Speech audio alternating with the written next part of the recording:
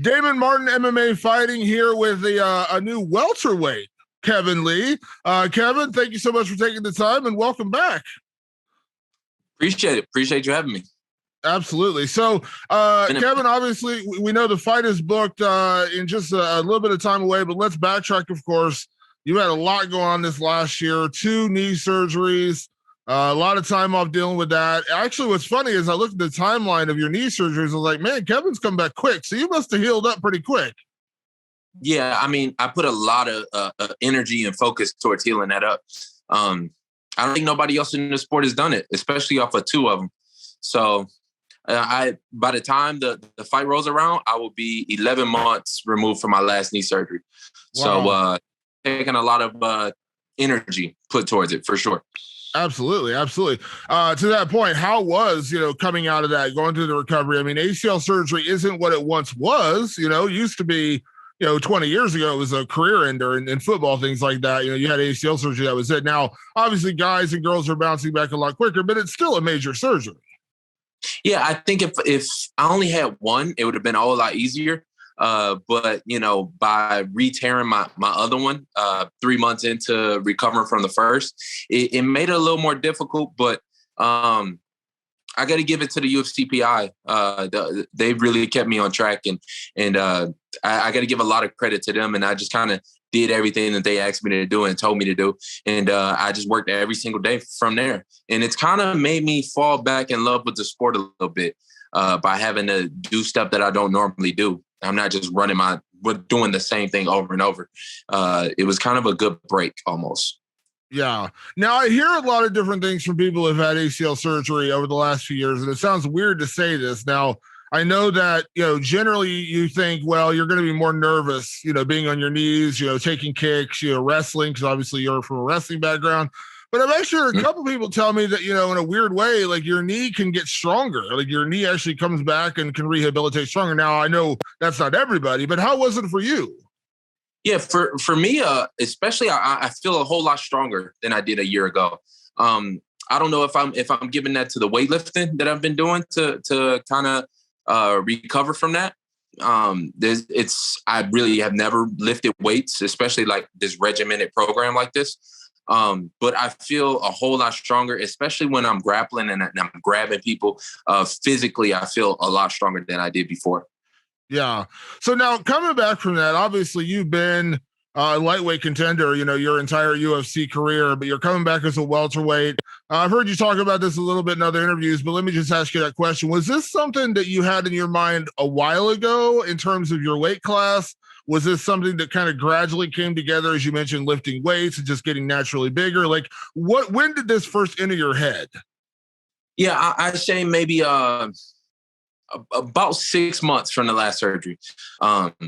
That's when I kind of made the decision. I started putting on muscle, and it just didn't make sense to me to start to break that back down, and just let my body just get naturally kind of fill in a little bit. I kind of picked my hand at welterweight a couple years ago, but I never really made the decision to go up. I went right back down, even when I took that fight. So for this one, I'm actually letting my body kind of grow into the frame, and I feel a whole lot better by doing that. So I say I made the decision a few months ago for sure. Now, in terms of your lightweight career, you had obviously had a lot of success. You were an interim title contender. You were always in that top 5, top 6 in the world. So you obviously had a lot of success at lightweight. But can you give me a sense of how much the weight cut took away from you in terms of your skills, in terms of your power, in terms of your training? Because a guy you fought, Michael Chiesa, who is obviously now doing very well at welterweight, which I assume is probably boding well for you at welterweight, but he had told me that he spent so much time during his camp just worrying about the weight that like he didn't really get to focus as much on his skills because he was always like, okay, I'm 20 pounds away, I'm 15 pounds away. He always had to say focus. So how is it for you? Yeah, I mean, there's a certain anxiety that comes with it every time you take a fight. It's like, man, I'm 35 pounds away from making the weight. I don't know if I could do it this time. And then as you slowly start to build over the camp, yeah, you get that, you get 30 pounds, then you get 20 pounds, then you get 15. But there's definitely a lot of mental energy put towards that could be used for the fight. But I'd be lying to tell you that I don't know yet until I actually get a few fights into my welterweight career. I feel like this is almost a restart to my whole career. I look totally different. It's a new weight class for me, so I'm taking it as a restart, and I'm just hitting my prime.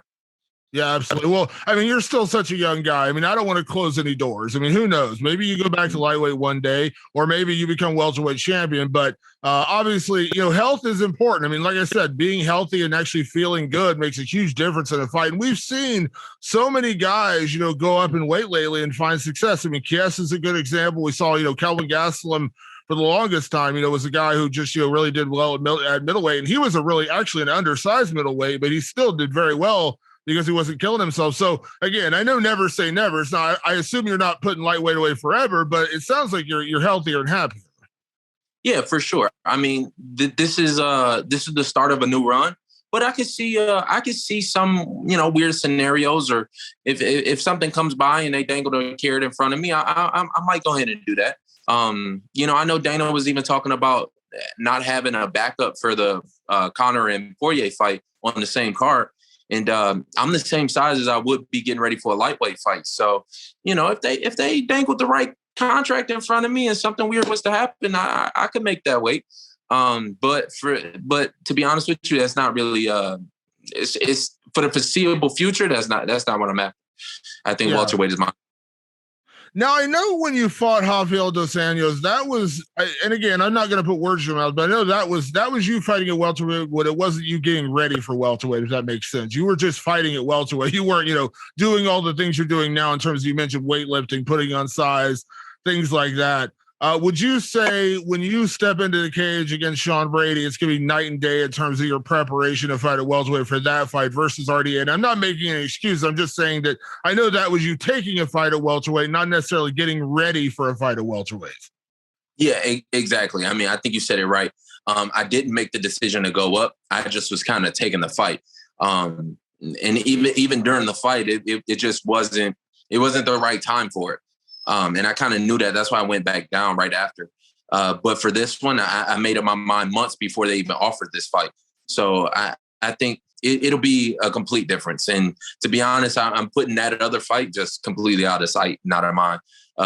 It's just two different eras almost. Yeah. Now you're not starting at the bottom, obviously, at welterweight. You got a good opponent on day one. Sean Brady is super tough. Undefeated, he's looked great in his fights. He's now in the top 15. But this is not an easy road to go into welterweight. I mean, obviously, you could have called for a lot of fights. You could have called for the Chiesa rematch. I mean, you have a win over him.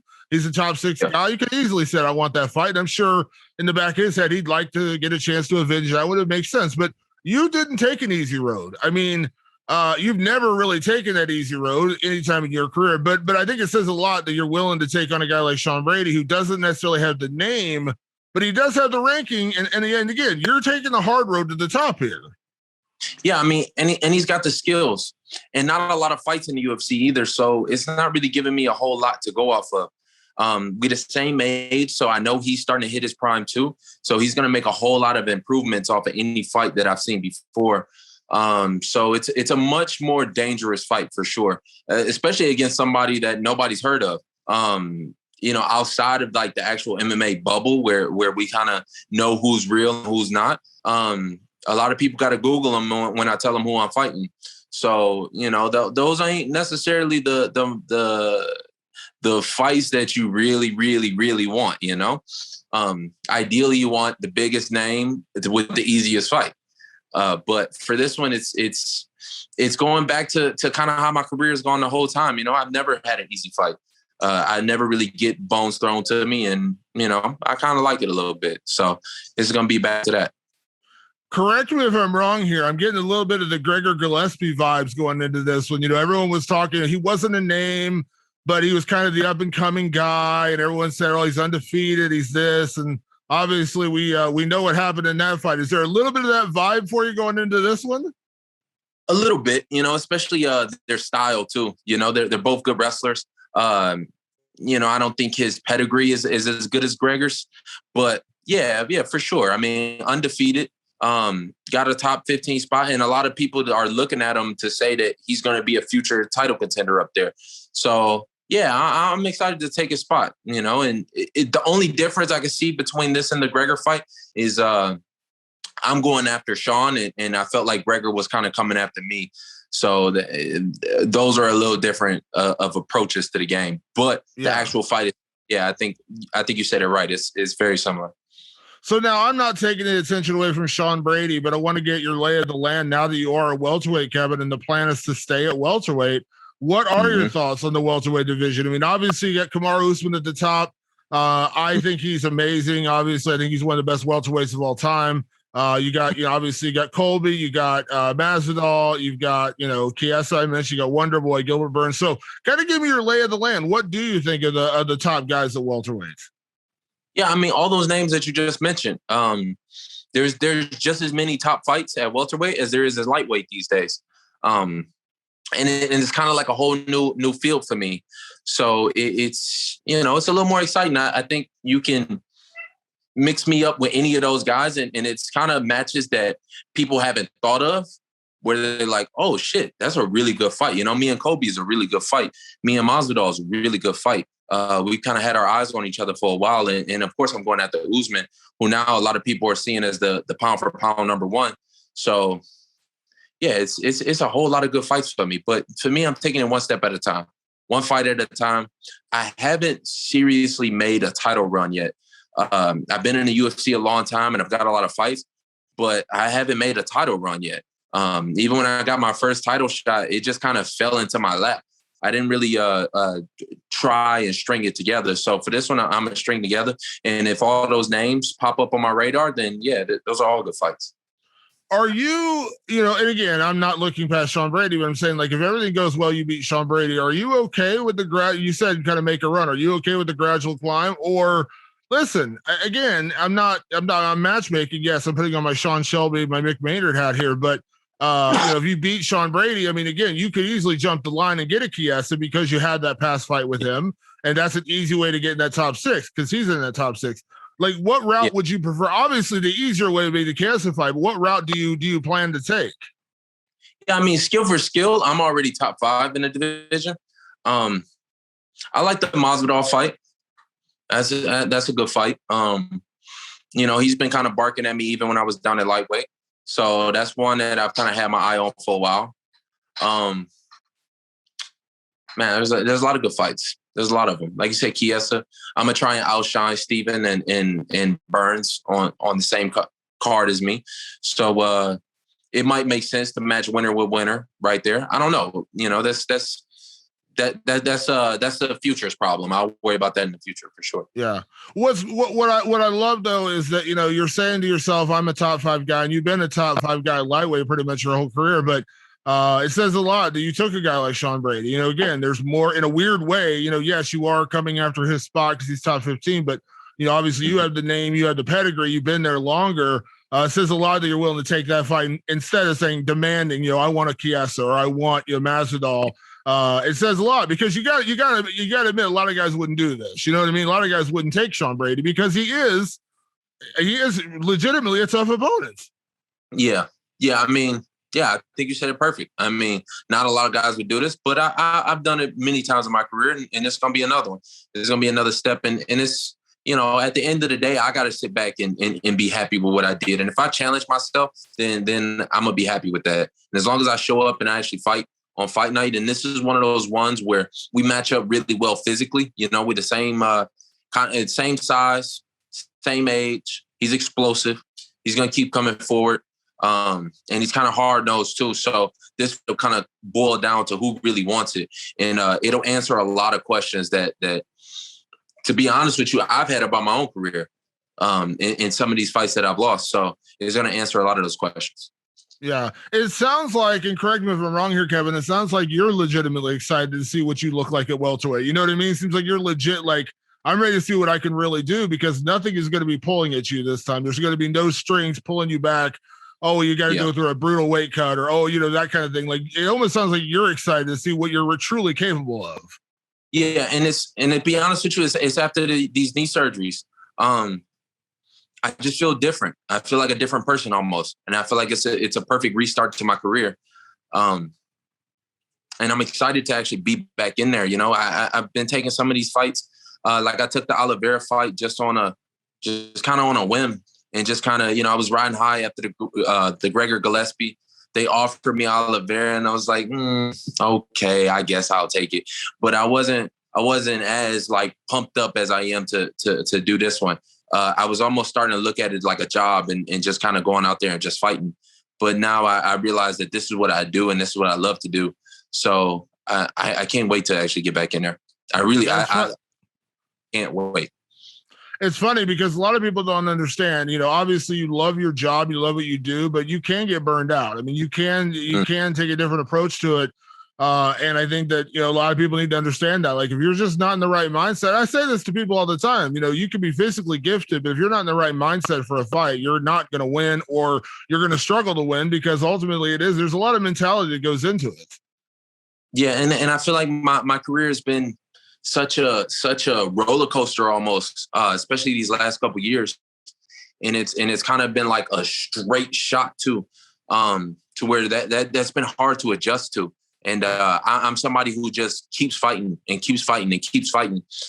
So it was almost good to kind of sit back and fall back in love with it. Yeah, absolutely. Absolutely.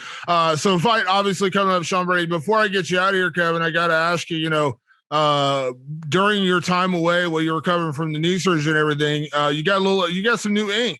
Now, as a guy, as you can see, as a guy who's got plenty of ink himself, you know, I got to ask this question. So yeah. give me the background, give me the inspiration. I got to know more, because I love seeing that. And like I said, I'm always, as a fellow tattooed guy, I got to ask you, like, you know, kind of give me the idea and the inspiration there. Yeah, it'll be something new, you know. I got it because I realized, you know, I'm sitting in quarantine.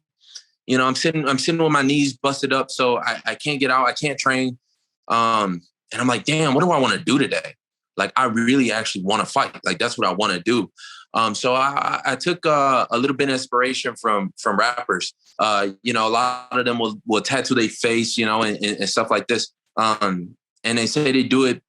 I've heard a few people say they do it because it's kind of like you almost can't go back at that point. So I tatted the helmet on me just to remind me of what I actually do. And it'll be something that followed me for the rest of my life. I spent the prime of my life as a warrior.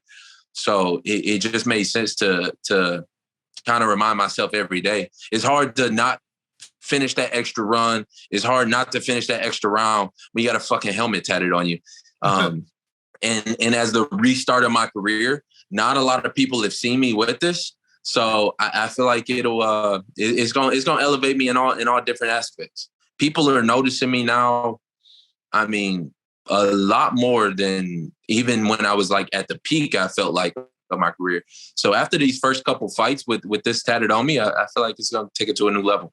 It's funny you say that. When I got my sleeves up here and now I got the hands tattooed, part of it was me saying, because I did corporate jobs, you know, for years, right out of college. I wanted to be a writer, I wanted to be a journalist, but I just took the corporate jobs, and obviously I had the sleeves down, the tie.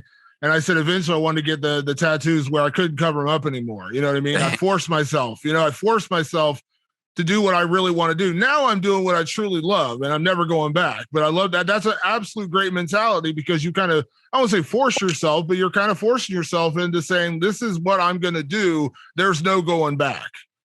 Yep. Yeah. 100%. 100%. I mean, it's motivation comes and goes, you know, and I think you hear that from even the most successful people of all time. Motivation comes and goes. So you gotta force yourself, you know. That's what being disciplined is. So it's just part of being of the discipline in a weird kind of roundabout way, for sure.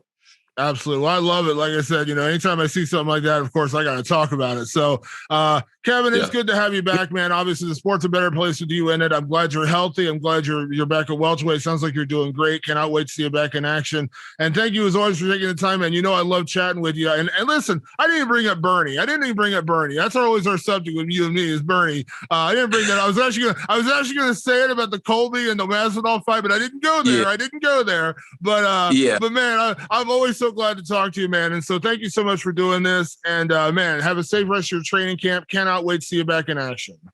Thank you, Damon. It's been too long. I'm here to stay.